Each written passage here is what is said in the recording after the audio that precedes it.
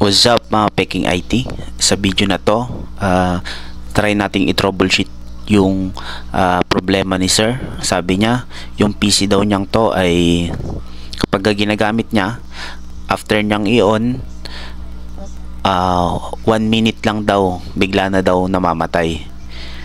Based on experience sa mga ginagawa natin, ang nagiging problema nito ay kadalasan marumi yung RAM niya. Pero may mga pagkakataon din na hindi kaya nung sa temperature, hindi kaya nung processor yung sobrang init, kaya nagka-crash siya, namamatay yung system natin.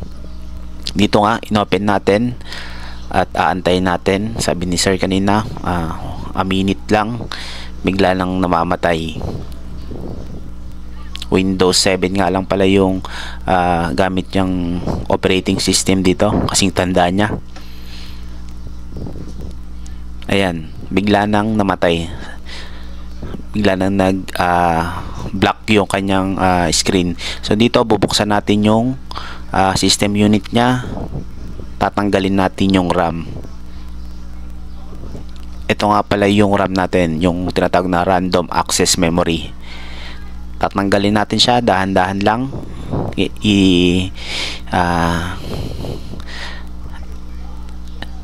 Tatanggalin natin siya sa motherboard at susubukan natin linisin gamit ng pambura ng lapis. Yan, dahan-dahan lang natin siyang ikis-kis yung pambura sa gold part na yan. Dahan-dahan lang.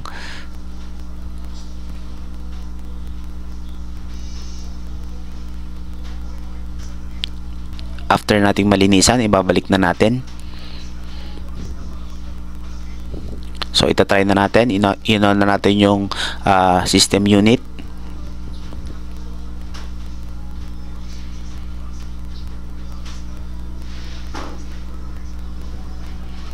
Try natin kung gagana na siya.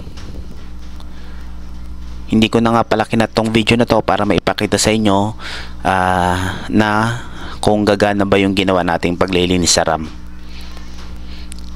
Itong ginawa natin na to ay mga basic troubleshoot shooting lamang, para hindi kaagad natin itakbo sa mga pagawaan. At least meron kayong basic knowledge na kapag na-encounter nyo yung ganitong problema sa inyong mga PC, ay pwede nyo siyang subukan gawin.